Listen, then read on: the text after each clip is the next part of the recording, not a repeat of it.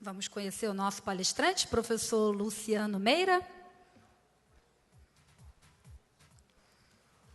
Professor Luciano Meira, ele é PhD em Educação Matemática pela Universidade da Califórnia.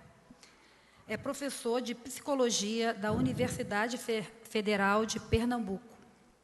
É atualmente pesquisador de Desenvolvimento Tecnológico Industrial do CNPq e colaborador do Porto Digital do Recife. Peço a todos que coloquem seus celulares em modo silencioso. O professor fará a palestra até às 15 horas. De 15 horas às 15h30, abriremos para as perguntas. Ok? Vamos, professor. Obrigado. Boa tarde, senhoras e senhores. Além dessa generosa apresentação da colega, eu também sou filho de seu Inácio, Dona Zuíla. Tenho 2 filhas lindas e venho desse lugar, que é justamente onde fica o Porto Digital, em Recife, que foi mencionado na apresentação também. E sou, principalmente, professor do Departamento de Psicologia da Universidade Federal de Pernambuco. A gente tem trabalhado com educação, escola, sala de aula e, em particular, a construção de cenários de aprendizagem já faz algum tempo. Aí vocês podem calcular, por mais ou menos pela minha idade e pelo fato de que eu raspo a cabeça, porque eu não sou careca. Isso é style, para dar um... Então, esse é o Porto Digital e nele a gente tem desenvolvido, em conexão com a universidade, alguns projetos de game e gamificação. E é sobre isso que a gente vai conversar hoje, tá? Mas a primeira coisa que a gente vai começar a falar é sobre um divórcio. Um triste divórcio entre 2 atividades que deveriam ser absolutamente recíprocas, tais como são recíprocas as atividades de comprar e vender, operar e ser operado, coisas dessa natureza, que é o divórcio entre ensinar e aprender. Tá? Então vamos começar por aí. A gente fez uma breve pesquisa numa escola do Porto Digital em Recife, perguntando aos jovens simplesmente o que lhe foi ensinado essa semana. As respostas variaram até muito mais do que eu previa. Eles tinham uma recordação do que tinha sido ensinado. Essa é a lista das 5 mais mencionadas. Matrizes, doenças sexualmente transmissíveis, PA-PG, bom ver que 2 tópicos de matemática foram lembrados, capitalismo e termologia. Bacana. Pergunta 2, o que você gostaria de ter aprendido essa semana? Informática, música, dança, design de games e robótica.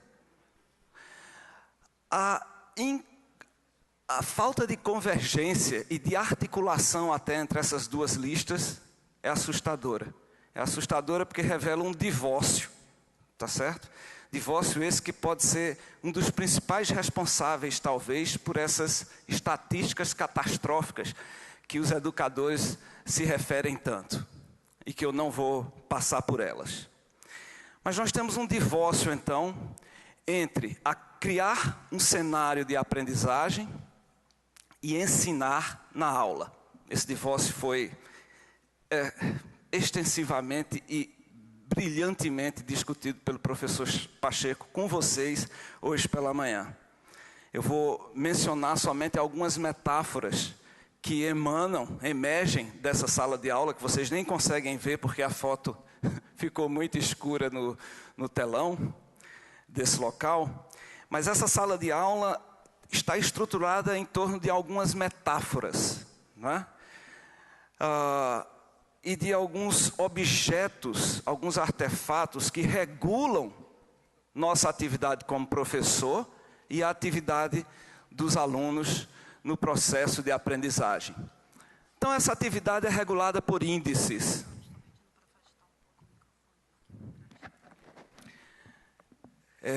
Tá melhor assim? Tá melhor assim? Estava alto demais, né? Essa atividade é regulada por índices, certo? Listas de coisas a fazer, listas de coisas a serem ensinadas. Esse, por acaso, é um índice de um livro didático qualquer. E por sistemas de aprovação e controle, que desaguam num conjunto de metáforas que nossos sistemas de ensino têm utilizado desde quase sempre. Transmissão, absorção, retenção, seriação, são algumas dessas metáforas que regulam as atividades de ensinar e aprender na escola. Observem que essas são metáforas vindas do mundo da termodinâmica, da física principalmente e da biologia, e que fincaram pé no discurso pedagógico, no discurso da sala de aula e na organização da escola. Essas metáforas nós já sabemos, isso nós sabemos porque muitas pesquisas já foram realizadas. Então eu reuni um conjunto enorme de pesquisas em psicologia cognitiva, em processos de aprendizagem, etc. E a conclusão é que nos revela a ciência e a academia, você só consegue, nesses modelos de transmissão do ensino, viabilizar, construir uma aprendizagem que não ultrapassa os 30% do conteúdo ensinado. Então isso é uma incongruência muito importante, porque você não esperaria que um vendedor de automóveis dissesse para outro assim: puxa, meu dia foi maravilhoso hoje, eu vendi 10 carros, pena que só 30% deles foram comprados. Certo? O ato de vender e comprar é recíproco. Mas parece absolutamente normal que a gente ensine 10 tópicos e só 30% dos tópicos, ou 3 tópicos, ponto 33, foram aprendidos. Então, esse tipo de incongruência e o divórcio entre ensinar e aprender tem minado as possibilidades de qualquer coisa dentro da escola. E assim, eu talvez seja tão arrogante quanto o professor Pacheco, mas a gente tem que acabar com isso. Logo, não dá mais, tá certo? Então esses são dados, e não são os dados catastróficos que dizem que 80% das escolas públicas no Brasil estão abaixo da média do Enem, que é um dado extremamente catastrófico. Isso diz respeito às crianças e aos jovens que estão dentro das nossas salas de aula e que sentem este divórcio. Elas podem não sentir a estatística com relação à média da sua escola, mas elas se percebem ignorantizadas pela escola. O que a gente vai fazer? Pense se a escola fosse um trem, tá certo? Dá para ver essas fotos aí. Do seu lado esquerdo, você tem uma senhora, na época vitoriana, fascinada pelas possibilidades do trem e das paisagens que ela vê pela janela, né? Era a primeira vez que ela andava de trem. Trem é hoje uma coisa tão comum. Pena que não funcionem muito bem em nosso país, mas são muito comuns. Mas essa senhora vitoriana se espantava com as possibilidades, a velocidade, o deslocamento, a paisagem. Do seu lado direito aqui você tem outro trem, 200 anos depois, onde a paisagem que na qual esses jovens agora mergulham, é a paisagem que emerge das telas. Eles ainda estão num trem, ainda estão encantados, surpresos com as possibilidades que são jogadas à sua frente, mas essas paisagens vêm agora, por exemplo, do mundo dos jogos, vêm de alguma tela. Esses dois trens, separados 200 anos no tempo, conduzem as pessoas de um ponto A para um ponto B. Se a escola fosse um trem, no bom sentido, obviamente, né? Que às vezes a gente diz que uma coisa é um trem para dizer que uma coisa não presta. Eu não estou usando esse sentido.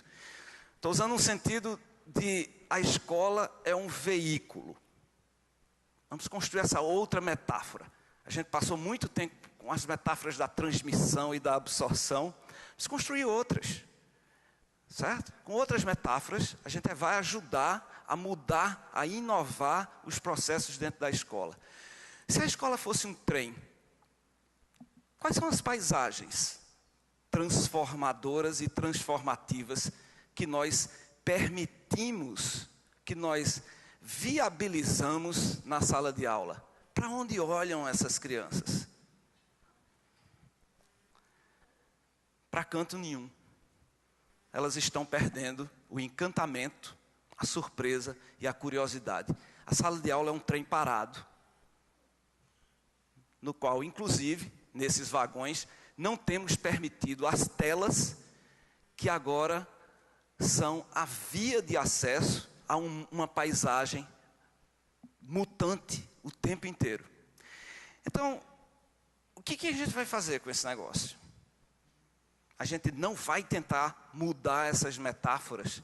A gente não vai tentar desarticular. O professor Pacheco é destrutivista. A gente não vai tentar. Eu sou um desarticulista. O jornal tem articulista. Então a gente não vai desarticular essas metáforas de transmissão, absorção e controle. Se eu fosse mudar, eu mudaria assim. Essa é a versão... não se importe com as letrinhas pequenas e borradas. Você não precisa ler o que está ali, não. Essa é a versão em inglês do relatório que vocês, imagino, todos receberam uma cópia. Horizon Report, né? Isso, a professora está pegando ali. E tanto na versão em inglês, quanto na versão, agora que a Fijan também patrocinou em português, jogos ou aprendizagem baseada em jogos surge constantemente desde 2010. 2010, interessantemente, em 2010 eram jogos educacionais. Em 2011, o mesmo relatório já previa aprendizagem baseada em jogos, e isso se repete em 2012. Então, jogos fashion. Está na moda falar nesse negócio. E gamificação, ainda mais. Todo mundo quer gamificar a sua vida, sua escola, seu trabalho. E aí começa a contar ponto e colocar as pessoas no ranking. Se gamificação fosse contar ponto e colocar as pessoas no ranking, a escola já era gamificada há muito tempo. Certo? Porque a escola faz justamente isso, conta ponto e coloca as pessoas numa classificação. Né? E são as supostas fases desse jogo. Gamificação não é isso. Pelo menos não é só isso. E parte da minha discussão com vocês hoje é tentar esclarecer gamificação e games como uma possível e interessante nova metáfora para despertar novamente a curiosidade, o encantamento e a surpresa desses jovens que trafegam nesse veículo que é a escola em direção a algum lugar que pode ou não ser planejado conjuntamente, como muitos dos exemplos que o colega Pacheco apresentou para vocês, mas que de qualquer forma desencanta, não surpreende mais e, segundo o professor Ken Robson, por exemplo, mata a curiosidade e a criatividade dos alunos. Então vamos examinar essa possibilidade dos jogos e da gamificação como uma tela de transporte para essa curiosidade e encantamento. Isso aqui é só para mostrar também, não precisam ler as letrinhas em detalhe absolutamente, é só para mostrar que em outros relatórios a ideia de games como uma nova possibilidade emerge também.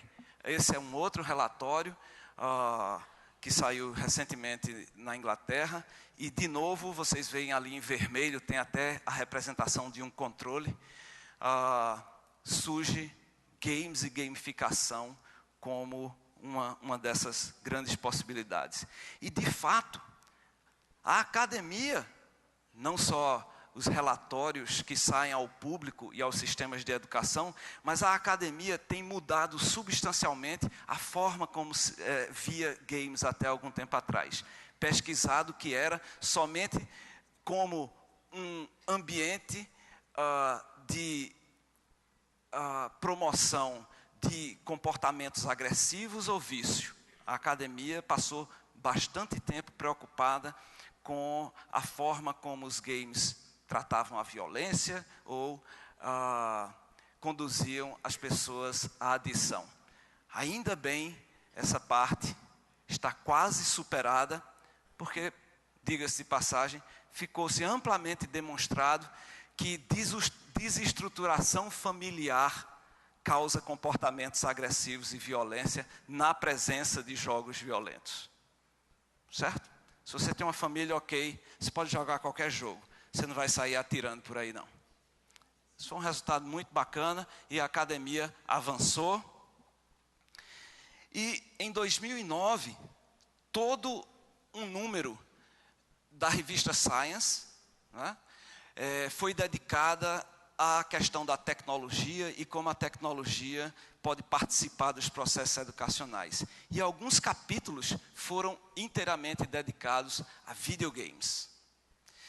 E esse estudo em particular aí, de novo, não se preocupem em ler os números pequenininhos. Quem quiser continuar esse diálogo depois, eu envio. Né? Eu sou luciano@meira.com, é meu nome, inclusive. Então você não vai esquecer esse e-mail. É o meu nome com um arroba e um .com no final. Eu mando essa apresentação para você e você vê em detalhes. Esse estudo, por exemplo, mostra que os ganhos na aprendizagem de conteúdos específicos da escola varia entre 7% e 40% com o uso de games. Aumenta em relação ao ensino através de aulas, por exemplo, entre pelo menos 7% até 40% de ganho na aprendizagem de conteúdos específicos. Eu não estou falando de games aqui para promover a cognição, para promover a resolução de problemas. Isso é legal, games promovem isso. Mas muita coisa promove isso também. Não é uma característica absolutamente particular de jogos, e os jogos são especialmente interessantes nisso. A gente vai ver isso daqui a um pouquinho. Se eu estou falando de aprendizagem de geografia, de matemática, de história, de conteúdos específicos, que a gente, com ou sem aulas, gostaria que os nossos alunos aprendessem. Mas o que está em jogo aqui, não é ter aula ou não ter aula, é se a sua aula só ensina, ou se sua aula cria cenários de aprendizagem. Certo? Porque a gente já viu que ensinar e aprender estão divorciados. Jogo. Por que jogo? Posso pedir a ajuda de um psicanalista famoso, Winnicott. Ele diz assim, no brincar, e somente no brincar, o indivíduo, criança ou adulto, pode ser criativo e utilizar sua personalidade integral. E é somente sendo criativo que o indivíduo descobre o eu. Uau, isso é grave.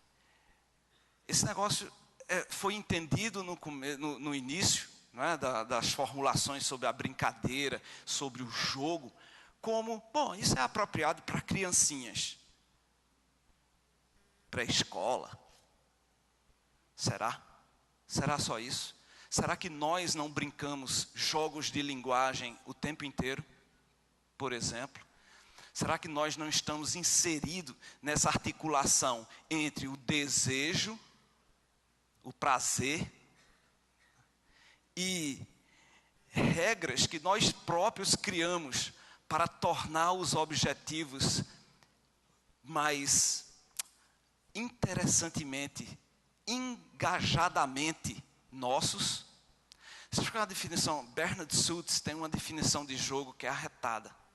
Um jogo é um conjunto articulado de obstáculos desnecessários com os quais você se engaja voluntariamente a fim de atingir um objetivo. Pense, num negócio desse, que é você se divertir com obstáculos desnecessários, certo? Voluntariamente para alcançar objetivos. Isso é o que nós fazemos quando nós sentimos prazer no nosso trabalho. Isso é o que nós fazemos quando sentimos prazer. Nós gostamos, ou então me corrijam, fazer feito o professor Pacheco aqui, levante a mão e realmente me corrija, se nós não sentimos prazer ao vencer obstáculos desnecessários. Você chega no final e diz, pô, esse obstáculo era desnecessário, eu não precisava ter uma diretora assim. É desnecessário isso. Mas quando você supera isso, e você realmente faz daquele outro jeito que você acreditava que dava certo, esse é o jogo que nós adultos jogamos o tempo inteiro, e que está intrinsecamente presente na maneira como os game designers montam jogos. E os jovens adoram. Hoje no Brasil são 54 milhões de horas semanais dedicadas aos videogames. Juntando todas as horas que todos nós jogamos, no Brasil são 54 milhões de horas semanais. Veja que esforço lindo e maravilhoso. Dava para mudar o mundo, conquistar a paz mundial, como dizem as Miss Universo. Certo? Nos Estados Unidos são 270 milhões de horas semanais. É um esforço. Você diz, você está perdendo tempo? Como assim está perdendo tempo? Já está engajado naquele negócio ali para superar obstáculos desnecessários, voluntariamente, para conseguir um objetivo. Será que a gente não pode colocar isso na escola, não? Bom, voltemos ao trem. Eu vou mergulhar um pouquinho agora naquele mundo daqueles jovens ali que estão com a paisagem nas suas mãos. A paisagem está nas suas mãos. E eu vou tornar o negócio aqui um pouquinho... Eu estava no Congresso Brasileiro de Games um dia desse, e tinha um cara da NVIDIA, né? NVIDIA é a empresa que faz placas gráficas para computadores, nos quais você realmente pode jogar esses jogos tipo World of Warcraft, né? Que exige muita ação e não pode ser em qualquer computador, as placas gráficas. E eu não entendi nada, porque estava cheio de fórmulas o negócio. Era um engenheiro, naturalmente. Eu até fiz 2 anos de engenharia, mas fui dispensado, digamos assim. Eu também sou um saído da escola, né? Nesse caso da escola de engenharia, porque eu perguntei uma vez ao professor se ele não podia dar a chance de nós discutirmos o problema antes dele concluir a solução, porque ninguém estava entendendo nada. Eu tinha 19 anos de idade. Aí ele me avisou que se eu estivesse interessado em didática, a faculdade de educação era do outro lado do campus. E foi o que eu fiz. Foi o melhor conselho que eu já recebi de um professor na minha vida. Eu fui fazer pedagogia. E aí deixei a engenharia quase já no 3º ano, por causa desse insight que ele me provocou. Mas esse engenheiro tinha um monte de fórmulas. Eu não entendia nada, eu resolvi fazer as minhas fórmulas, tá certo? Então, viajem comigo um pouquinho nessa formulação matemática, só como uma brincadeira, tá? Como um desafio desnecessário, porque eu não precisava ter escrito essa fórmula, só para mostrar um pouco como é a vida daqueles jovens da minha perspectiva. Todo mundo diz que a gente vive em 3 dimensões, não é? Não, nós vivemos hoje em 7 dimensões. Eu vou explicar quais são as 7 dimensões, na minha opinião, e por que isso está formulado daquele jeito. Nós temos uma existência, tá certo? É uma experiência humana, que é lá f de x, uma função, certo? Onde essa experiência é uma função de 7 dimensões que a gente vive. Tem a dimensão físico-sensorial, que é o 3D, essa coisa aqui, tá certo? Mas isso está articulada com o tempo. Nós vivemos um espaço-tempo. Tá? Já passou 25 minutos desde que a gente está aqui, juntos, nessa experiência. Então nós estamos nesse espaço que se transformou num lugar e nós percorremos um tempo. Então aí já são 4 dimensões, certo? Mas hoje nós não vivemos só mais em 4 dimensões. Um conjunto grande de colegas aqui está ou lendo alguma coisa, ou vendo uma tela, ou filmando, enfim, está com alguma superfície na mão, e essa superfície cria um mundo imagístico. Aquele mundo lá, eu chamo de fenomenal, é aquele F lá em cima, é o mundo dos fenômenos humanos. Esse outro mundo aqui é o mundo da fantasia. É claro que ele está articulado, tanto é que aquela bolinha lá no meio, ó, vou apontar para você, é o símbolo matemático de uma função composta, certo? Então aqui, ó, essa bolinha aqui quer dizer função composta. As superfícies são em 2D e estão submetidas a um tempo, sendo que não é um tempo histórico, porque o tempo histórico só anda para frente, né? Mas o tempo do livro, por exemplo, e dos jogos, esse tempo a gente pode manipular. Quando você está lendo um livro, por exemplo, você pode dar um salto lá para frente, não pode? E ver o fim. Você não pode ver o fim agora nesse mundo físico sensorial, infelizmente, ou felizmente, quem sabe, certo? Nós não podemos ver o fim. Aliás, vocês devem ter assistido Blade Runner, o Caçador de Androides. Qual era a grande angústia dos replicantes? Eles não queriam saber o fim. E eles sabiam a data da morte deles. Aí eles foram, bom, enfim, quem não assistiu, vá lá assistir Blade Runner, o Caçador de Androides, que aliás foi eleito um dos 50 melhores filmes já produzidos. Mas isso tem nada a ver com essa fala, tá certo? Voltando aqui, então nós podemos manipular o tempo nas representações. Ao ver uma foto, que ela acabou de fazer de mim, alguém que vai ver essa foto vai ter um foco na foto, e esse foco pode variar. Mas quem está vendo a foto não vai saber se eu estava primeiro assim ou assim. Certo? Quem não viu aí atrás, eu estava posando aqui para fazer o mise-en-scène do negócio. Estão entendendo? Então, quando a gente entra naquela função 2D, em função desse tempo que eu posso manipular, junto com as 4 dimensões do mundo físico, sensorial, pense que loucura, certo? Eu tenho o mundo fenomenal e o mundo da fantasia, o mundo imaginístico, como chama Flusser, ou o mundo da imaginação. É o que um jogo produz, é o que o jogo produz nesses jovens no trem aí. A fantasia de um deslocamento que antes era na paisagem externa e que agora está na tela. É daí que surge o encantamento. Da possibilidade de fantasiar, de ser o que você não é. Num avatar de jogo, por exemplo. Putz, isso é incrível, a gente sabe, a gente tem sobrinhos e filhos que jogam esses negócios. Vocês já viram como é que eles ficam? Tira uma foto agora. Vocês já viram como é que esses jovens, essas crianças ficam? Isso é efeito da função composta do mundo físico-sensorial com o mundo da fantasia e da imaginação. Será que a gente pode reproduzir esse encantamento dentro da escola, não? E será que para reproduzir era só entregar um monte de PS3 para os meninos brincarem? Certo? Mas a gente quer esse encantamento, não quer? Alô? Alguém aí? Vamos lá. Mas a gente quer esse encantamento, não quer? Bom, mas não é fácil de construir não, tá? É complexo, mas não é complicado. Mas tem uma complexidade interessante que a gente tem que analisar. Como é que a gente traz esse encantamento usando processos gamificados e o game? Que são 2 coisas diferentes. Vamos lá. Vamos comparar o mundo dos games, que é também ali você pode substituir games por arte, por exemplo. Certo? O mundo da ciência e o mundo da escola.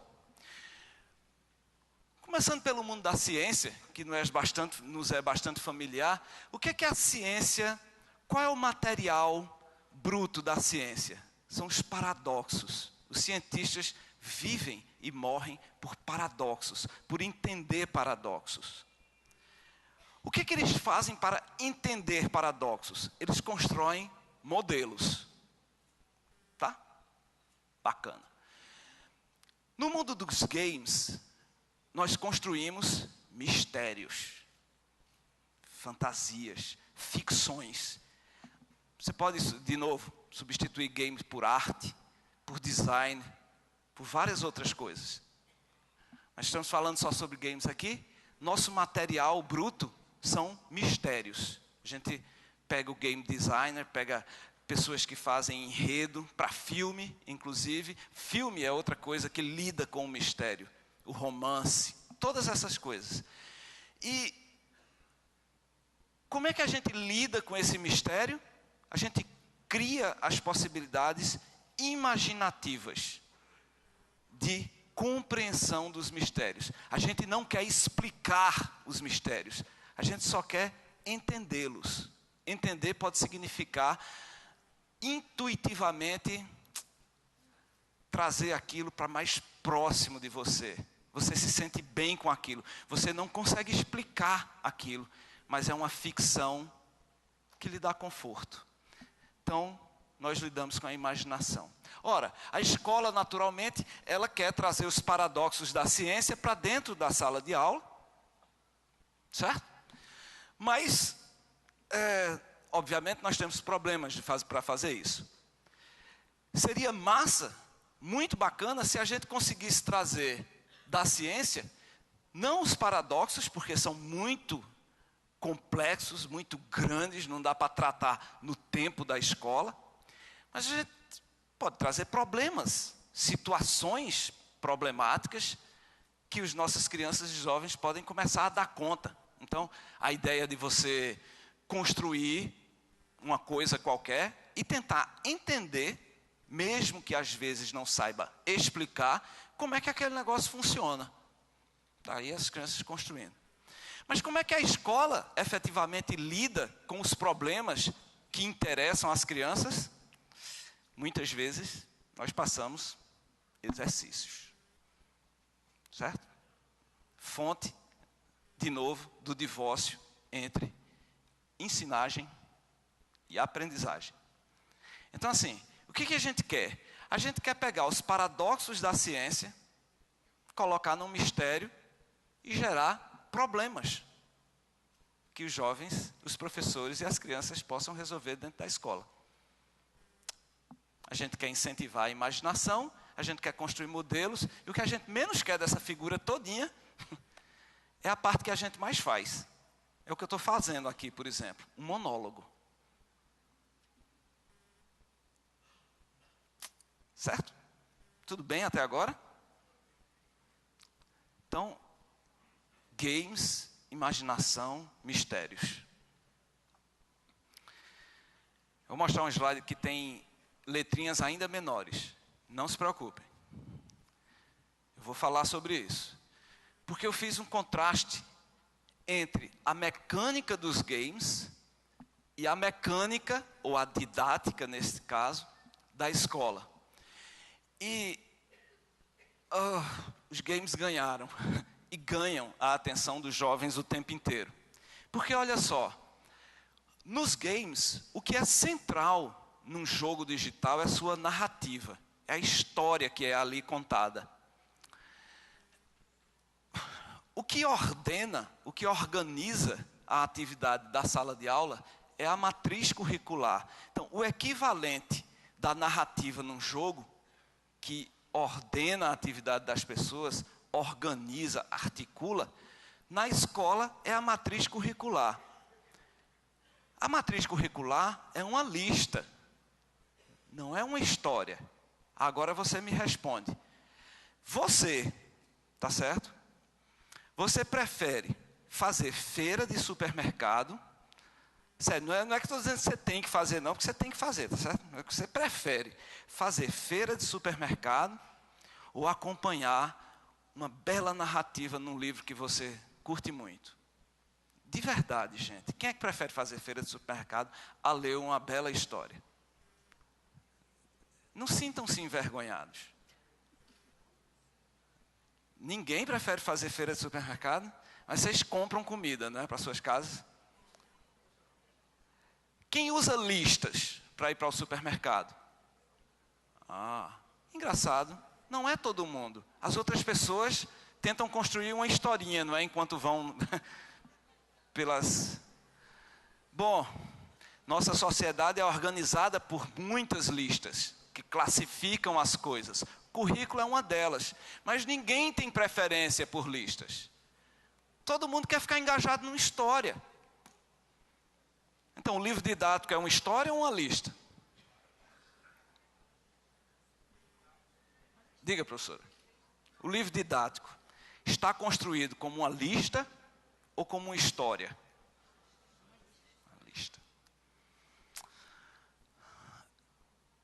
O jogo apresenta ao jogador jornadas, tá certo? Que são partes da narrativa que fazem sentido. A escola é dividida em séries e disciplinas. Eu não vou dizer que não faz sentido, mas para o jovem não faz, para fazer para a gente. Para a audiência, vocês já sabem que escola, infelizmente, não tem serviço de atendimento ao consumidor, não é? Saque. Não tem um 0800 que o menino liga e diz, eu não estou satisfeito com esse negócio de série e disciplina, não, eu queria uma jornada. Tem, professor? Saque é a diretoria? Mas não tem, no Fijan tem, ela já acha que a audiência pode fazer isso. Em geral, entretanto, Noves Fora, os lugares muito bacanas que às vezes a gente trabalha, a audiência na escola, sua principal audiência, não tem muitos canais, não é? Onde eles podem desarticular uma coisa para articular outra. Pacheco mostrou isso extensivamente hoje pela manhã, né? Mas vamos seguir ali, as aulas. Qual é o equivalente nos jogos? As missões. Eles ganham missões. Eles são responsáveis por times inteiros de avatares, de pessoas inexistentes, ou zumbis, ou seja lá o que for. E eles vão em busca de um objetivo, enfrentando obstáculos desnecessários. Na didática da escola, eles têm aulas. Finalmente, para eu poder avançar, na mecânica dos games, eles enfrentam monstros, desafios fascinantes e encantadores. Na escola, eles ganham tarefas de casa. Certo? Veja,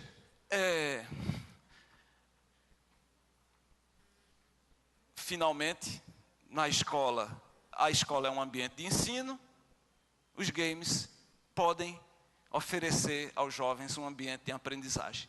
Portanto, está constituído em torno de objetos de aprendizagem que são divertidos, não preciso fazer nenhuma grande preleção sobre isso, e dialógicos, no sentido em que, envolvido num game, por mais surpreendente que isso pareça, as crianças falam mais. Elas são absorvidas pelo game, mas, por exemplo, você precisa ver o número de blogs que tem sobre os jogos que eles gostam. Então eles gostam de dizer que ganhou, quanto ganhou, como ganhou. Então eles falam mais com os jogos, eles não falam menos, não. Certo? Então jogos promovem e disparam diálogos. Quando eu falo jogos, eu estou falando de jogos bons. Esses jogos ruins também. Tá certo? Então tem jogos que não promovem nada disso que eu estou falando aqui. Muito bem. Então, para fazer um processo de gamificação na escola, eu precisaria transformar a matriz curricular numa narrativa, as disciplinas em jornadas, as aulas em missões, as tarefas em desafios e os objetos de ensino em objetos de aprendizagem. Infelizmente, isso tem sido chamado de gamificação. Infelizmente, entretanto, como aliás é de praxe quando uma coisa começa a se tornar famosa, ou conhecida por muitas pessoas, a ideia de gamificação tem sido traduzida, quase que só unicamente, pela ideia de juntar pontos, como eu já mencionei anteriormente. Então, pontos points, badges, que são as estrelinhas que você ganha, certo? E leaderboards, que são as classificações. Quem joga Angry Birds aqui? O dos passarinhos contra os porquinhos? Só? Vocês não jogam muito, não. Deixa eu fazer uma pergunta aqui. Quem jogou algum jogo digital essa semana? Interessante. Nos últimos 30 dias. Nos últimos 12 meses, quem jogou algum jogo digital? Quem nunca jogou um jogo digital? Sério? Não tenham vergonha. Nem o da cobrinha que vinha no celular da Nokia? Sério? Lembram do jogo da cobrinha, né? Não é nenhuma vergonha, viu, professora? Não é nenhuma vergonha. Quem nunca assistiu um programa de TV? Um dia, jogos serão assim. A gente vai perguntar isso e todo mundo vai falar, assim também. Um dia, jogos serão assim. Justamente porque essas crianças e jovens que estão envolvidos hoje, muito intensamente com esses ambientes, serão a plateia. Certo? Então a pergunta, quem nunca jogou um jogo, não fará mais sentido um dia. Mas veja, gamificar, como em Foursquare e outras coisas, que tem aos montes por aí, não é só contar o ponto das pessoas, colocar uma estrelinha de status e classificá-la. Se fosse assim, como eu disse, a escola já estaria gamificada. Gamificar é muito mais que isso. Tem um monte de coisa que você tem que levar em consideração se você quer trazer a ideia do mundo dos jogos para qualquer ambiente que não é de jogo. Então, se você vai gamificar a escola, você tem que considerar qual é a narrativa que essas crianças ou jovens acham que estão percorrendo. Qual é o enredo da escola? O enredo da escola é se formar, fazer o vestibular. Que enredo pobre. Esse enredo é muito pobre. Tem que criar uma fantasia em torno da escola. Quando eu digo fantasia, você não precisa imaginar monstros soltando fogo pelas... Uma fantasia é algo fantástico, que encanta pelas suas características, pelas características do enredo que esse negócio apresenta ao outro. Tá certo? Então, mesmo quem nunca jogou um jogo digital, pode encantar através de uma narrativa que é característica do jogo. Então, eu tenho que trazer jornadas, missões, e eu tenho que trazer as mecânicas dos jogos. Então, veja, pontos, está ali, ó, é o sexto de baixo para cima, é uma mecânica dos jogos. Mas tem a ideia de conquistas, você tem que realizar conquistas no jogo, você tem que fazer agendamento, repetição. Aliás, quem acha que quem joga não se esforça, se esforce muito. Imagina, quem jogou aqui, quem jogou Tetris aqui, né? Aquele negócio, menina, aquilo é um esforço arretado. Porque você tem que ver aquele negócio vindo de novo, e vem, e cai, e você... Eu não gosto de Tetris, que eu fico aperreado, eu fico angustiado vendo aquele negócio cair. Certo? Mas você lida com produtividade, fluxos, bônus, combinações, colaboração, contagem regressiva, descoberta, propósito épico. Propósito épico é aquela hora, é aquela narrativa que você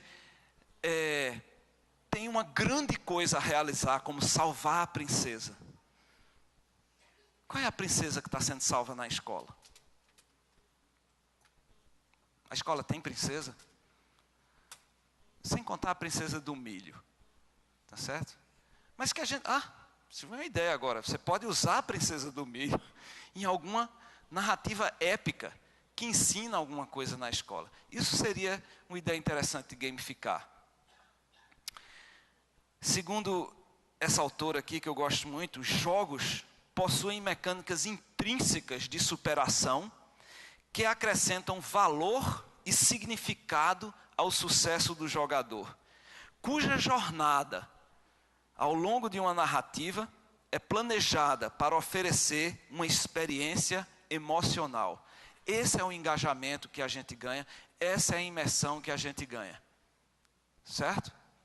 Então, se a gente quer que esse veículo da escola possa de novo encantar e apresentar paradoxos da ciência na forma de problemas, a gente pode ter um instrumento aqui interessante para fazer isso. Tem gente que já está fazendo isso. Essa é uma escola em Nova York, Estados Unidos, chamada Quest to Learn. O próprio nome da escola já lembra a ideia de jogos, né? Porque Quest é missão. O nome da escola é Missão para Aprender. Sei lá, uma tradução livre aqui, tá bom? Nessa escola, essa escola é interessante, porque eles reorganizaram todo o currículo e as atividades da escola em torno da ideia de jogos. Então, é uma escola pública, tá? Diga-se de passagem, escola pública. Eu só trabalho com a ideia de escola pública. 85% dos jovens do Brasil estão na escola pública. Então, eles contrataram, porque a escola lá tem autonomia para usar o dinheiro como quiser. Então, eles contrataram do dinheiro que lhes cabia, game designers, em associação com um instituto de pesquisa, game designers que, junto com os professores, foram gradualmente pensando como é que a aula sobre álgebra poderia ser mais divertida, encantada, mais fantástica. E cada aula foi sendo modificada em torno de jogos. Jogos de tabuleiro, jogos de debate, de linguagem, que eu chamo jogos textuais, jogos digitais, jogos de construção. Na foto à esquerda você vê uma coisa interessante. É uma aula todinha que eles têm sobre... Cada grupo de crianças ganha um determinado conjunto de coisas e eles têm que mover uma bola de um ponto A, uma bola de gude, de um ponto A a um ponto B, usando todas as coisas que lhe foram entregues. Sendo que eles já entregam uma canaleta que você podia simplesmente colocar. Vê que ideia bacana. Eles entregam uma canaleta que você já colocaria a bolinha na canaleta e ela vai do ponto A ao ponto B. Estaria resolvido, né, o problema. Mas tem um obstáculo desnecessário. Ideia de jogo. Qual é o obstáculo desnecessário? Você tem que usar todas essas coisas, todas essas outras coisas, e todas têm que ter uma função. Aí o negócio se transforma de um mero exercício, que seria apenas usar uma dessas artefatos, e o problema já estaria resolvido, mas era só um exercício, transforma isso num problema de verdade, porque você coloca um obstáculo desnecessário. Aí os meninos, tio, não sei o quê. Aí fica aquela, mas como, tal, não sei o quê. O menino passa o resto do dia fazendo esse negócio, e aí o professor vai anotando tudo que eles fazem, as equipes, tem tutores que vêm para lá, vêm para cá, e muito como nessa escola que o Pacheco descreveu, ele vai ensinando matemática. Porque tem ângulo nesse negócio, tem comprimento. São crianças de 13, 14 anos de idade. E as crianças vão aprendendo esse negócio porque vão na internet buscar. E o professor fica dizendo, não, isso aqui não é assim não. Aí passa, vai embora, volta e diz, isso aqui está legal. Então, e eles vão, sem um esforço. Os obstáculos são desnecessários, o esforço não. Eles trocaram o currículo todo deles, tá? Não tem aula de matemática ou ciências. O nome da disciplina é o jeito que as coisas funcionam. É o nome da aula. Tem aula também, tá? Tem professor, mas aquela aula lá, aquele espaço lá, é o jeito que as coisas funcionam.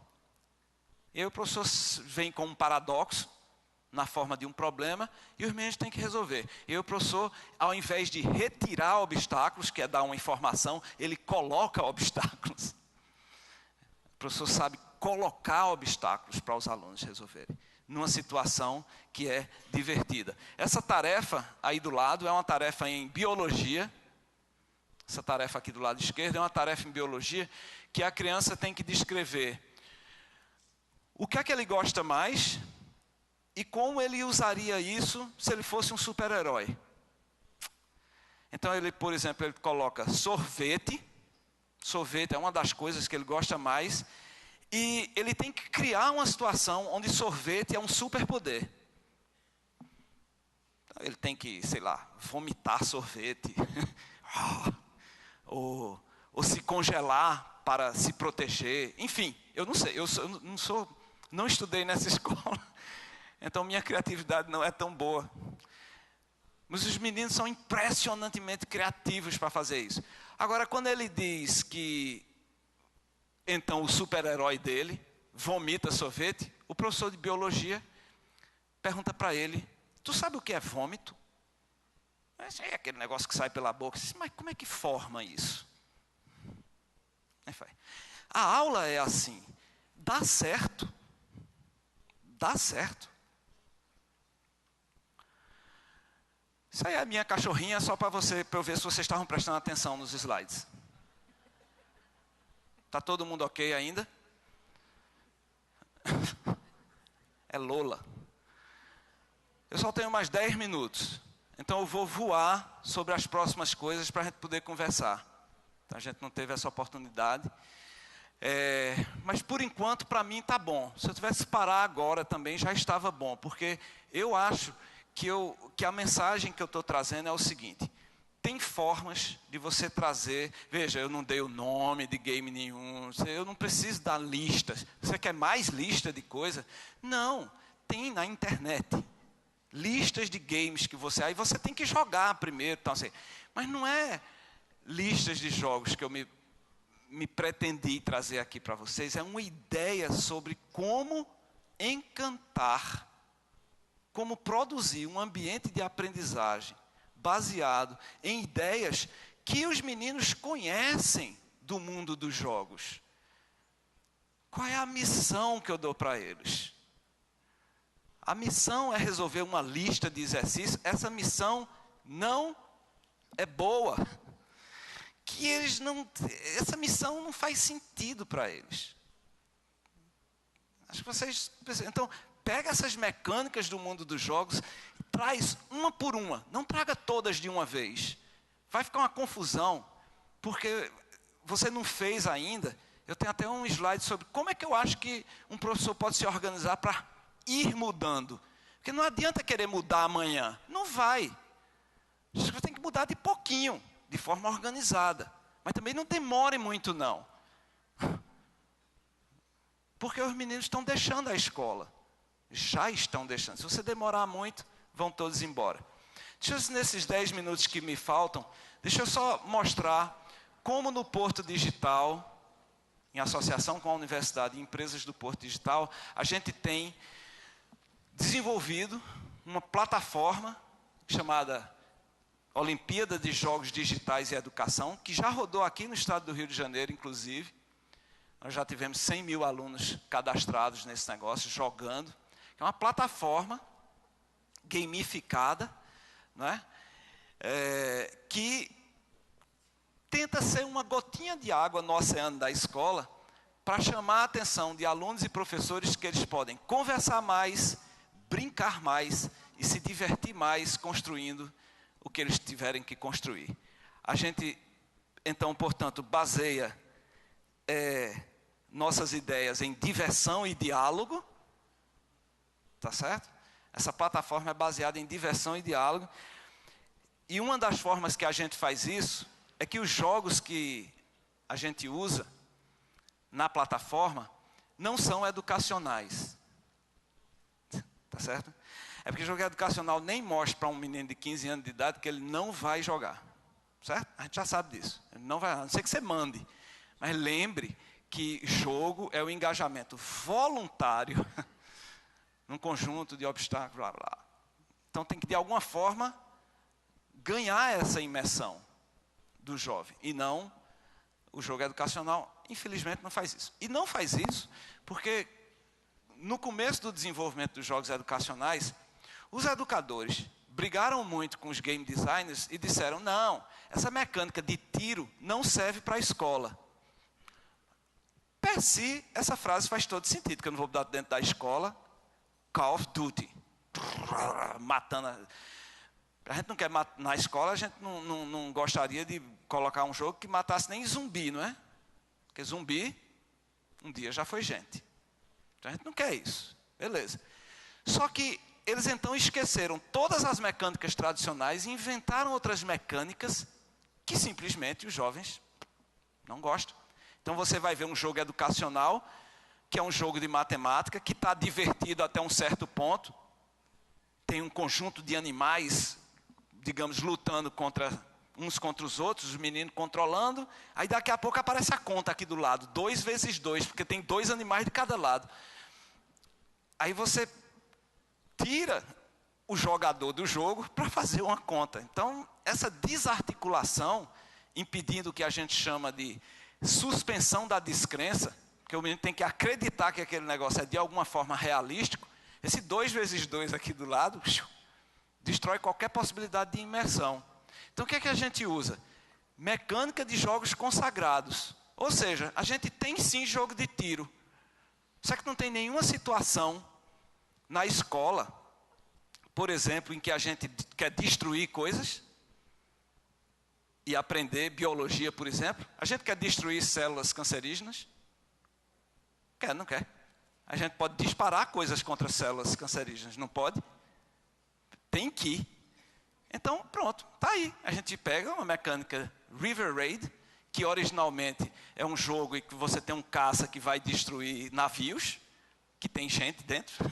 Então você não faria isso por questões óbvias dentro da escola. Mas você pega e põe uma capa por cima, que é o corpo humano, uma navezinha que trafega na corrente sanguínea em busca de células anormais para destruir, ou de bactérias atacando o organismo. E aí você atira nelas. E os meninos adoram, porque está atirando, está destruindo alguma coisa. Eles adoram, eles são cruéis assim. Então a gente encanta traz ele. Agora, qual é a paisagem que ele vê então? Ele vê a paisagem do sistema nervoso, dos detritos, dos disparos neuroquímicos. O que eu estou ensinando? Nada. Eu estou criando um ambiente de aprendizagem, onde ele vai reconhecer essas representações do mundo da ciência no livro didático. Porque quando ele vê, eita, esse negócio aqui eu vi ali, professor, o que é isso? Detrito. Agora faz todo sentido. Detrito faz sentido agora, porque esse negócio pertence ao mundo das imagens com as quais eu tenho que lidar. Então nós chamamos esses jogos de conversacionais, ao invés de educacionais, porque eles disparam diálogos entre professores e alunos. E entre os alunos, porque eles jogam esse negócio em time. Tá? Por isso que diálogo está aí também. Eu vou pular esse negócio aqui. São todas as premissas que a gente usa. Só para dizer o seguinte. Esses são os jovens jogando hoje, essa Olimpíada. Né? Eles se comportam um pouco como na Lan House, na foto da esquerda. Né? Uns olhando por cima, nós fotografamos muitos jovens nas Lan Houses e eles ficam o tempo inteiro olhando por cima do outro assim. A gente achou essa uma atitude bacana. Até porque Isaac Newton disse uma vez que ele só construiu o edifício matemático que ele construiu porque ele pôde olhar acima dos ombros de gigantes. Aí a gente consegue os meninos fazendo as mesmas coisas, olhando por cima dos ombros para ver o que é que o outro está fazendo e perguntar. Por isso que são jogos conversacionais. Lá à direita, você tem uma foto de garotos cariocas na Olimpíada, numa final. Isso é tudo na web, é tudo virtual, mas tem uma final presencial, porque a gente coloca... enfim, não sei mais o que eu ia dizer, mas enfim, tem uma final presencial. Eu ia dizer o seguinte, que essa é uma Olimpíada de aprendizagem mesmo, diferentemente da Olimpíada Brasileira de Matemática, que aliás é uma ideia muito bacana, mas infelizmente eles perdem 96% dos alunos cadastrados na primeira prova. O que a gente queria não era ter uma avaliação, mas criar um ambiente onde eles passassem o tempo inteiro ali, jogando. Então quem perde, ganha outra possibilidade, e ganha outra possibilidade, e volta, joga de novo, tal, não sei o quê. E como eles têm que responder coisas baseadas na matriz de competências do Enem, nessa final presencial a gente coloca um obstáculo desnecessário. Porque, vejam, durante o ano inteiro eles estão na internet e tal. Aí a gente coloca um obstáculo desnecessário, a gente corta o acesso à internet. Então eles têm que levar livros. Estão vendo ele ali com um livro de biologia assim. Ele está quase entrando na tela e com a mão no livro, porque ele tem que pesquisar coisas de biologia para poder responder. Então eles ganham um ambiente que não parece um jogo educacional, é um ambiente imersivo, que a gente tenta... a principal dificuldade é colocar os designers de games com os pedagogos para eles conversarem e não se matarem uns aos outros, enquanto eles desenham essas coisas. Mas é bacana o processo, a gente tem conseguido. Esse é um dos outros ambientes. Você vê o estudante tem um avatar, ele ganha experiência, tem as coisas dos pontos também. Está aqui aquele jogo que eu falei, ele está dentro do corpo ali, no sistema nervoso. Não tem essas referências de qual é a parte do currículo que a gente quer afetar, não. Isso é para a gente, tá? O menino ganha só a tela mesmo. Do lado ali você tem questões, são questões mesmo de múltipla escolha que ele vai respondendo. A questão faz sentido dentro da plataforma, porque ele pode pesquisar e deve pesquisar e conversar com o professor, essa é a natureza da coisa, mas se ele errar de primeira, o jogo fica travado por 24 horas, para ele e para a equipe dele todinha. Então você começa a escutar coisas dentro da escola que você normalmente não escuta. Se um menino de 15 anos dizendo para outros, olhe, antes de responder, vá na biblioteca, ver o livro de física, para ver se está certo. Eu estou em educação há 30 anos, eu comecei como professor de matemática de guri de 8 anos de idade. E este tipo de frase, e são esses discursos, essas novas metáforas que a gente tem que começar a construir ou desconstruir dentro da escola. Além disso, eles podem acessar estatísticas sobre o desempenho dele, da equipe dele, da escola dele, o diretor também pode ver, o professor pode ver. Eu vou pular isso aqui e mostrar só esse negócio que eu acho arretado. Isso aqui é um Google Analytics da entrada deles na plataforma. Eu só quero chamar a atenção, não é só na escola, eles podem fazer de casa, tá? Eles na escola usam. A gente nunca teve, em Pernambuco, por exemplo, laboratórios tão utilizados de matemática e diretoras dizendo, puxa, agora eu não tenho mais que ficar comprando mouses, porque eles mantêm os mouses na escola, porque eles querem jogar. E eles vão para casa e chamar a atenção aí para um dos picos de audiência, tem 10 mil acessos nessa noite em particular, isso é um dia, tá? No período da manhã, tem o pico, aí vai baixando, mas mesmo aqui, 21 horas, 10 mil acessos. Essa é a hora da novela do Projac, certo? Então, o nosso principal concorrente é o Projac. E a gente está conseguindo tirar os meninos da TV e fazer com que eles contem histórias que a gente transforma em quadrinhos. E aí está um deles dizendo assim, a hoje me proporcionou essa nova visão de que para você se divertir, não é obrigado você a abrir mão da educação. A gente fez mais amizades, pesquisava com os colegas, nos aproximamos dos professores. E aí os professores, por outro lado, dizem, a hoje estimula os alunos a pesquisarem. Então eles vão ficando curiosos, curiosidade, por conta dos enigmas, que são aquelas questões, dos jogos, e vêm pesquisar. Pedem ajuda. Alunos que não são acostumados a irem na biblioteca acabam indo, pedindo orientações, onde buscar tal assunto, onde buscar tal conteúdo. Não era tudo isso que a gente queria. Outro professor diz, a nossa relação, questão do vínculo, né, com certeza melhorou. O professor não fica só, eu repasso o conteúdo, a ideia antiga de transmissão. Tem que ter o outro lado. Eles sempre tiravam as dúvidas nos enigmas, nos procuravam, a gente ia até a sala da informática. Tal. Por onde a gente começa? a fazer essas mudanças. Para encerrar, viu? Que eu realmente vou encerrar. Eu falo demais. Isso é uma coisa que eu tenho que mudar. Veja, quando a gente vai investir nosso parco dinheirinho,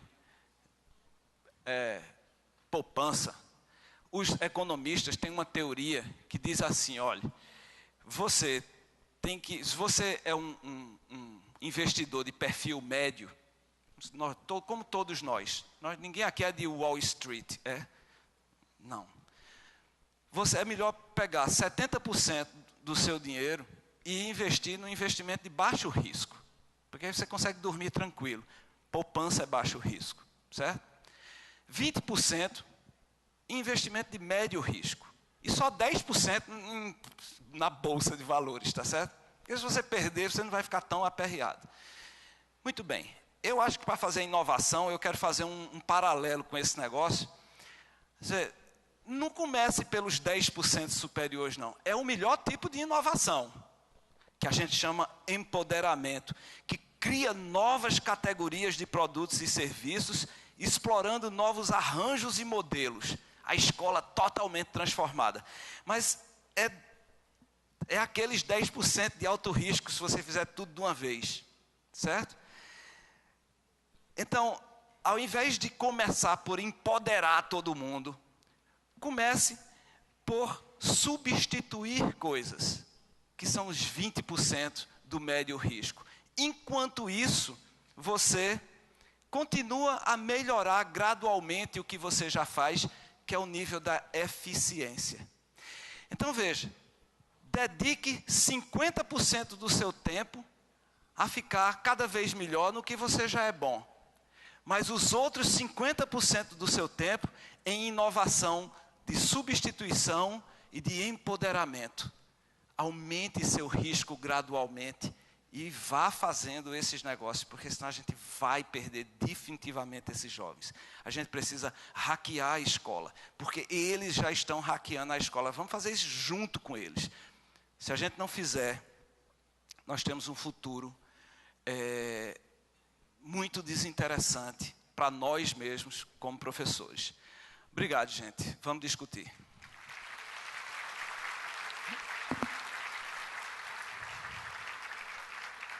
Uma grande revolução na escola e no seu ambiente, né? E agora a gente vai abrir para as perguntas. Eu vou pedir que a pessoa se coloque de pé ou levante a mão, que a gente tem 2 pessoas com microfones. Boa Carol. tarde. Meu nome é Diva. E, assim, eu vou fazer uma reflexão e eu gostaria de... ok. Estou fazendo uma reflexão e gostaria de saber se você, concorda e o que você poderia falar disso. Nós vivemos na época que é chamada cyber. Sob o ponto de vista de cognição, relacionada a essa questão das 7 dimensões, são estímulos, né? Trabalhar com quem são... eu penso o seguinte, isso provoca uma demanda maior de conexões, né? Sob o ponto de vista cognitivo. Então, eu acredito, maior conexões neuronais e, consequentemente, maior áreas de aprendizado do cérebro. O que, eu acho que caracteriza a época atual, que é uma extensão maior, né, de estimulação cognitiva, dentro dessa época que a gente vive. Agora, acredito também que, como você colocou agora no final, né, questão que eles já estão hackeando, isso pode potencializar a educação, mas, ao mesmo tempo, pode fazer um caminho inverso, que é um caminho destrutivo, até, digamos assim, em alguns aspectos, para marginalidade, né, para exclusão, a criminalidade. Então, professor, eu gostaria, assim, não sei se eu soube colocar tudo, mas se você pudesse colocar alguma coisa a respeito disso. Obrigada. Veja, se eu entendi bem sua colocação, na verdade eu diria que, infelizmente, a escola não tem promovido um ambiente necessário para evitar a marginalidade. O que a gente está propondo é que nós, todos nós aqui, da academia, das escolas, diretores, professores, gestores, nós revejamos as metáforas que a gente usa para descrever a nossa profissão. Nós não somos linha de transmissão. Isso é na termodinâmica, na eletricidade. Na pedagogia, nós somos outra coisa. Se a gente não descobriu o que a gente é ainda está em tempo. Mas a escola como uma plataforma, ela não tem sido suficientemente competente para encantar e apresentar os paradoxos da ciência na forma de problemas que são engajantes e que fazem parte de uma jornada. Na minha opinião, professora, se a gente não fizer isso, a gente só está incentivando a marginalidade. As crianças marginais ao mercado de trabalho, as crianças marginais à possibilidade de construir conhecimento, as crianças marginais à vinculação com nós mesmos. Para mim isso já é marginalidade suficiente. Eles estão à margem dessas possibilidades que nós podemos ajudar a prover. Mais uma pergunta, Carol? Também não sei se respondi, mas... Boa tarde, eu sou Ana Paula, eu tenho formação em licenciatura, em letras, trabalho com língua portuguesa e língua inglesa e gosto de ensinar os dois idiomas. A minha questão é a seguinte, eu acredito, inclusive eu quero acrescentar também, tenho formação em normal, aquela professora, a tia, que a gente chama no Rio de Janeiro, jardim de infância, 1ª, 4ª série.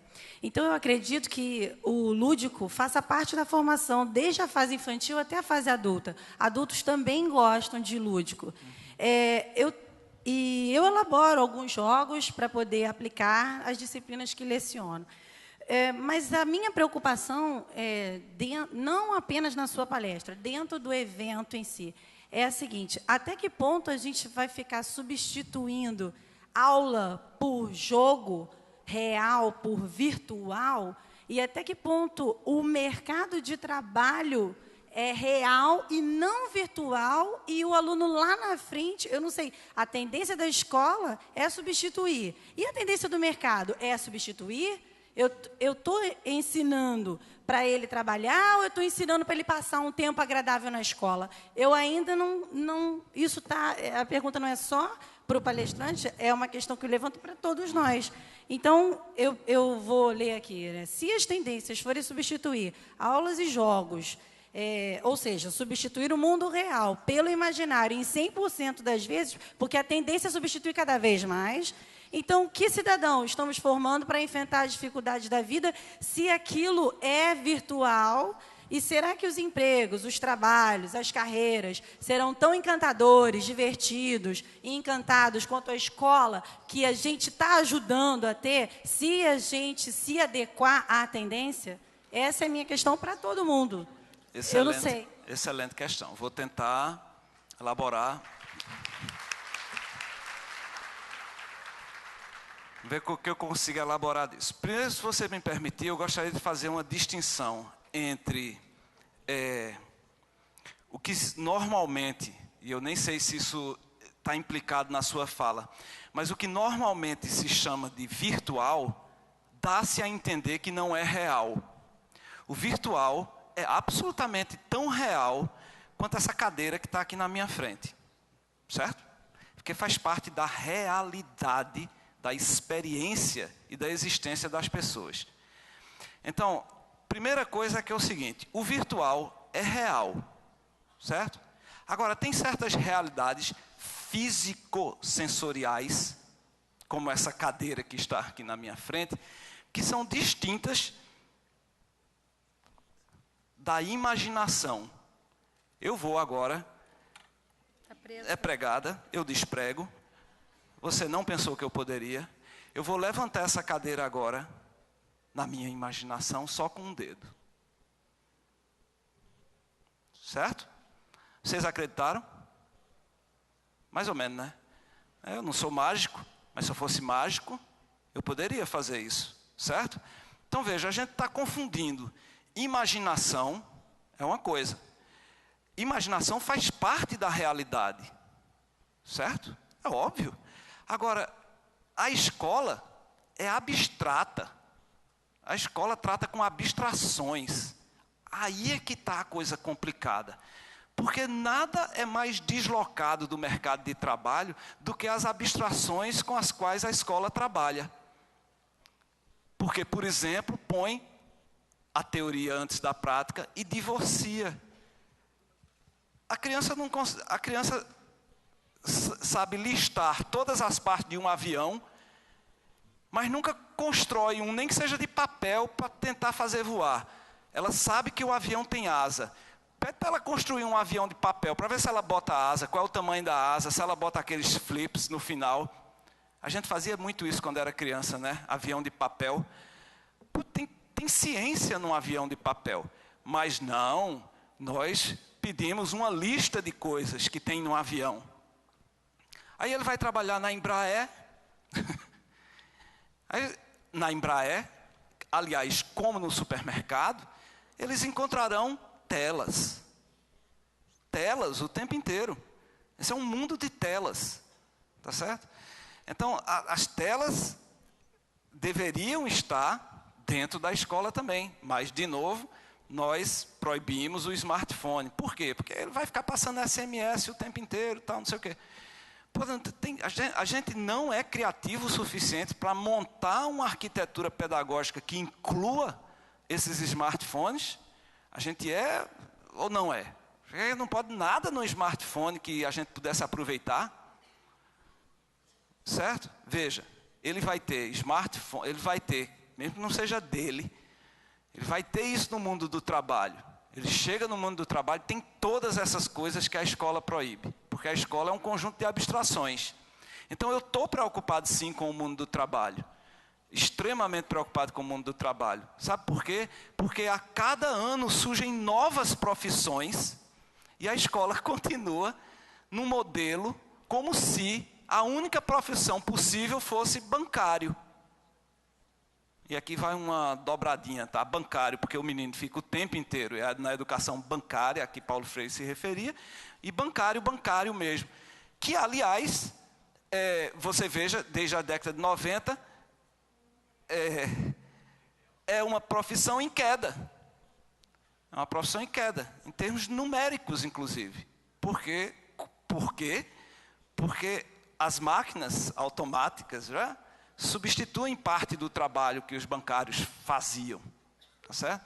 Então é um mundo muito dinâmico e a escola continua a lidar com listas de abstrações em busca de um suposto conhecimento científico. Os cientistas não fazem isso. Os cientistas, eles ficam ludicamente, prazerosamente em busca de paradoxos, ou seja, em busca de coisas que eles não entendem. A escola fica em busca de coisa que todo mundo entende. Como é que pode? Está errado. Respondi, professora. Mais ou menos, né? Não. Eita. Depois passo o microfone para ela de novo. Bárbara. Tem uma pessoa aqui na frente. Boa tarde. Tudo bom? Escuta, eu estive no Espaço Humanidade aqui, é o Fernando Azevedo, da unidade do Senai de Laranjeiras. Eu estive no Espaço Humanidade, vi uma palestra do senhor, achei até muito interessante na ocasião. Foi meu irmão, tá? Ah, foi o seu irmão? Metade da plateia está me confundindo com Silvio Meira, isso é muito bacana. Mas vai lá. Bem, enfim, lá eu tomei conhecimento do hoje, da Olimpíada. E eu gostaria de saber, a partir daquela palestra, eu estive no site, tentei acessá-lo e não consegui. Eu gostaria de saber de como que podemos acessar, se a Olimpíada faz parte aqui no Rio de Janeiro, se ela funciona aqui, e qual é o procedimento para que a gente possa utilizá-la com os nossos alunos. A Olimpíada está no ar nos estados conveniados, digamos assim, né? Isso é uma coisa que a gente pode conversar depois, mas o Porto Digital oferece isso para as escolas públicas de estados que buscam as empresas lá que fazem isso, e aí estabelece um convênio. É assim que funciona. Infelizmente, não é para todas as escolas públicas, mas daqueles estados que se interessaram. Se você está aqui no Rio, o Rio está negociando lá com o Porto Digital para fazer a Olimpíada de novo, porque já fez uma em 2010. Eu gostaria que, depois da próxima pergunta, o microfone voltasse para a professora, porque eu queria saber como é que eu posso responder melhor a inquietação dela. Pode ir. Professor. Gisele, Cultura Inglesa. Eu, coincidentemente, acabei de entrevistar 3 jovens ali nos estandes, e eu fiz uma pergunta que foi: qual a diferença entre um exercício e um desafio? Porque eles tinham uma lista de coisas para fazer, e todos eles me falaram a mesma coisa, que o exercício acaba ali. E o desafio tem uma questão de superação, de querer continuar. E tudo isso é muito baseado na curiosidade, como você mesmo falou. Você acha que está faltando curiosidade no professor? De querer procurar o que o jovem precisa, em querer saber até como as coisas funcionam, porque tem muita gente assim... Eu sou professora há 20 anos, e eu vejo que muita gente meio que parou no tempo, não tem a curiosidade de saber... E fazer a pergunta que ontem foi feita na plenária, que foi: o que está acontecendo hoje em dia? Então, você acha que falta essa curiosidade também no professor? Olha, tem 300 pessoas aqui. Todos vocês ficaram curiosos para saber o que ia rolar aqui. Então, tem uma parte considerável dos professores que estão curiosos. Pelo menos vieram aqui, viu, para o que esse cara vai falar. Então, isso é curiosidade. Você se referiu, entretanto, a uma outra coisa que é igualmente importante, que é a curiosidade para saber o que o aluno deseja, ou se interessa, ou está fazendo. E como é que eu faço isso? Eu tenho que desenvolver uma escuta. Vocês viram um exemplo agora de que professor, como eu, sou professor de universidade, não é muito bom de escuta. Eu falei mais do que eu devia, avancei 10 minutos no tempo, ficou menos tempo do que a gente já tinha para o diálogo. Nós todos precisamos exercitar muito melhor essa escuta. A gente fala demais e é muito rápido para responder logo, para sei lá o que, se livrar daquela pergunta. As perguntas são o que os cientistas fazem de melhor. Se a escola, de alguma forma, quer refletir, espelhar os processos da ciência, e em tese essa seria uma das missões da escola, a gente tem que, na verdade, criar ambientes que os alunos aprendam a fazer perguntas, não a dar resposta. A resposta é fácil, você vai na internet, vai na Wikipedia, tem uma resposta lá qualquer. Fazer perguntas, debater, articular. Eu achei arretado esse negócio que você falou agora, dos meninos. O desafio não se encerra ali. Respostas se encerram ali, perguntas não. Perguntas dá exatamente esse senso que um desafio dá, de que tem alguma coisa faltando. E nossa vida é exatamente incompleta desse jeito. No dia que nossa vida fica completa, você sabe, né, qual é o dia que a nossa vida fica completa? A gente está morto. A gente está morto, a gente morreu. É o dia que os meninos aqui de Pacheco, nós não somos seres vivos, porque ainda não morremos. Então, a completude do ser vivo é quando ele morre. Não queiram morrer. Tá certo? Então, sejam incompletos. Então, pegue a pergunta e anime a pergunta, tanto quanto seja possível. Eu adorei seu exemplo. Obrigado. Oi.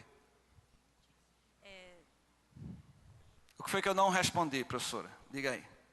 Se eu puder ajudar. Na verdade, eu acredito que tenha tentado responder. Vamos dizer assim, quando voltou para mim, eu fiquei pensando: e agora? Eu vou falar o quê? Então, vamos pensar aqui o que eu vou falar. Porque assim, eu perguntei, basicamente, vou até dar uma lida de novo na minha cola. A ideia de perguntar é a seguinte: o mercado de trabalho segue a mesma tendência para ser assim, encantador, divertido, do que a proposta da sala de aula. E tem uma outra questão que eu já tinha feito aos amigos desde quando começou a palestra. Quando é que a escola foi interessante para todos nós? Quando foi interessante? Isso impediu que chegássemos até aqui? Essa é a pergunta que eu quero fazer também para eles sentados na cadeira na minha frente. Quando é que foi interessante? Quer dizer, e a tua parte? Você vai fazer quando a tua parte? Quer dizer, eu faço a minha, eu faço pós-graduação, eu faço MBA, eu faço isso, eu faço aquilo, eu faço o curso, eu voltei para a informática, eu comprei telefone de não sei o quê, de não sei o que lá, blá, blá, blá, blá. Beleza, eu faço a minha parte, a gente fica doida querendo fazer a nossa parte. E ele vai fazer quando a dele? Quando é que ele vai acreditar que com o estudo é que a vida dele vai ser transformada? E não só com o lúdico, com o joguinho, com a brincadeira. Esse é o ponto, essa é a pergunta. Vamos lá. A professora naturalmente sabe quantos alunos não concluem o ensino básico no Brasil, em termos percentuais. É mais ou menos a metade. É menos que a metade, na verdade.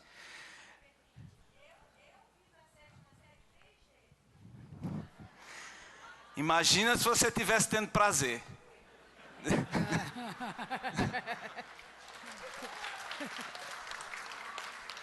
Veja.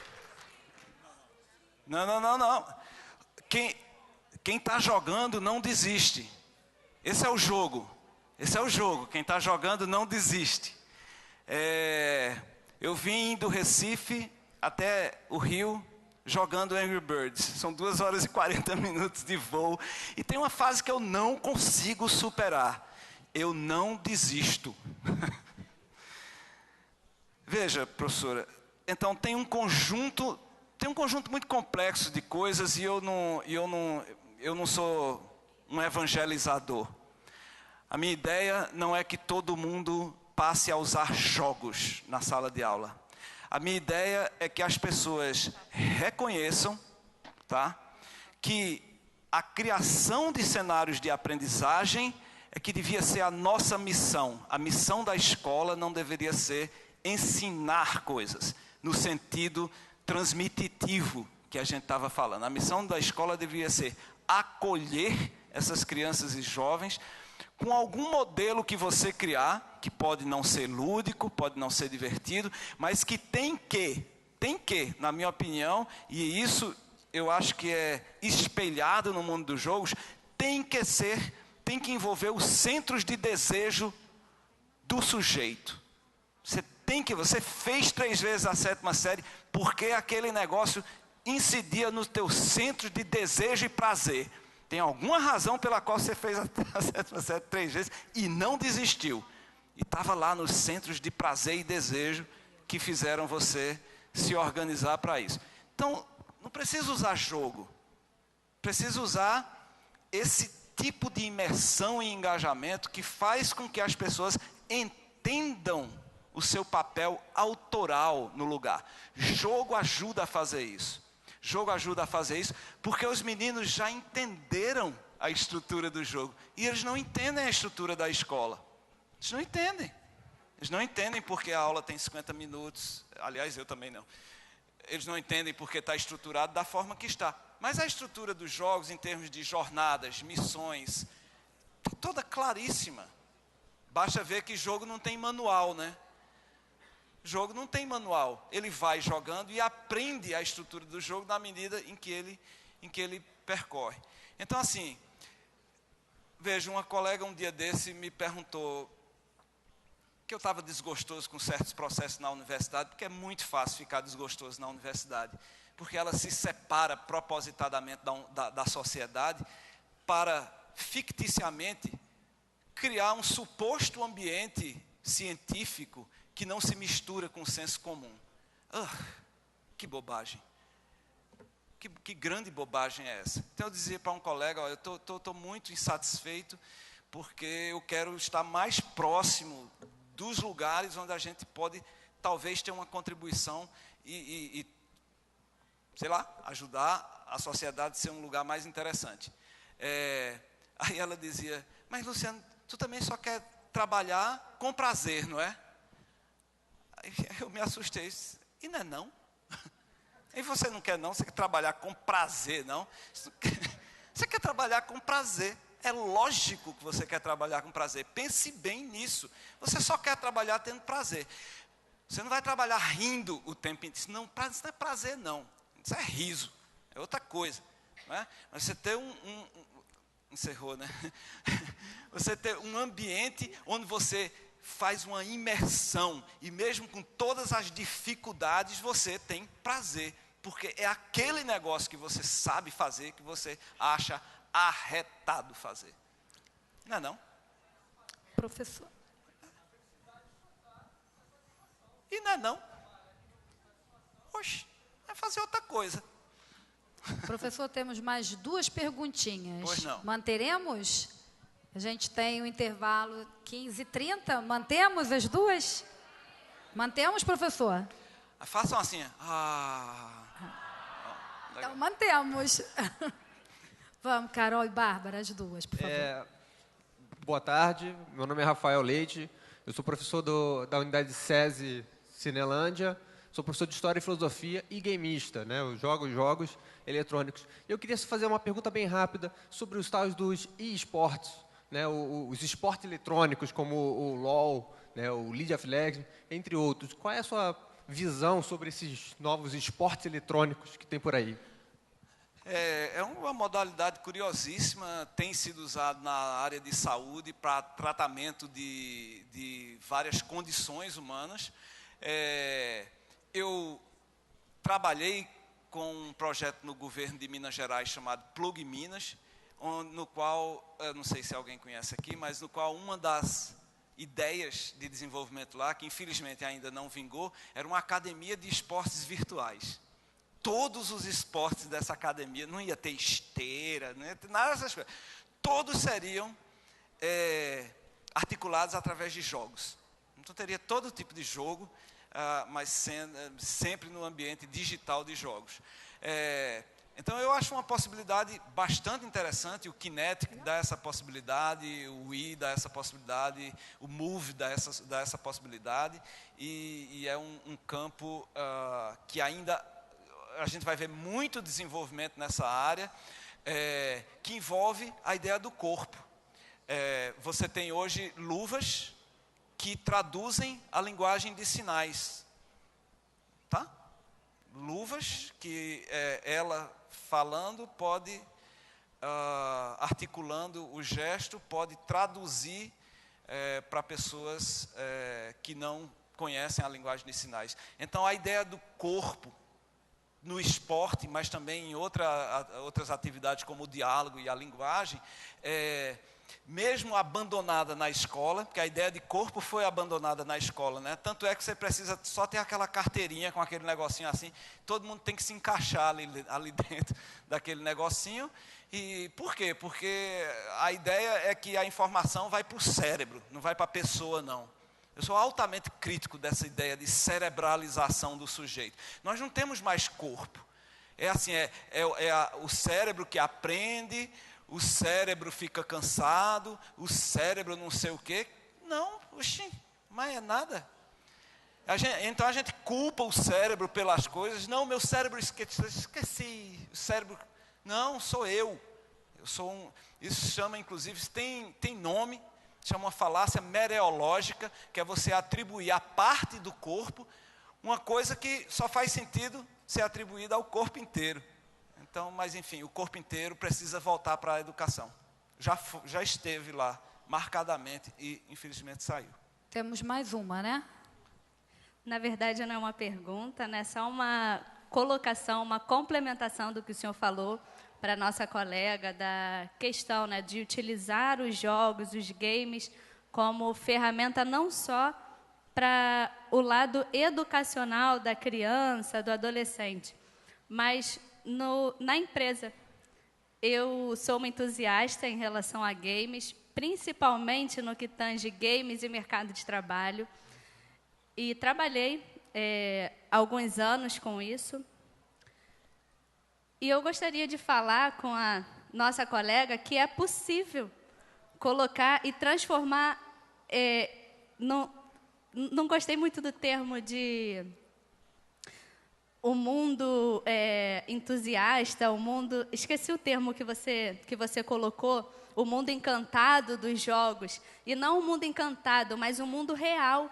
Você acredita que hoje, na indústria da construção civil do estado do Rio de Janeiro, são utilizados jogos para os trabalhadores se conscientizarem e se tornarem sujeitos no que tange saúde, segurança do trabalho? E os nossos simuladores lá embaixo, a gente está mostrando que a forma digital, um game, é super valioso e é super praticado. Então, por que não estimular desde a infância, desde a adolescência, desde o ambiente da sala de aula, para ele já se acostumar com os simuladores que estão dentro da Petrobras, que estão dentro da Vale, de grandes empresas? Por que a gente vai limitar? Né? Então, era só isso que eu queria falar, porque eu fiquei... É a lembrança dos chamados jogos sérios, né? Os jogos de simulação que promovem aprendizagens específicas em atividades e cenários específicos. Obrigado pela lembrança. Encerramos, né, professor? Muito obrigado, a nossa gente. palestra, Todos, agradecendo a você, professor. Muito obrigada.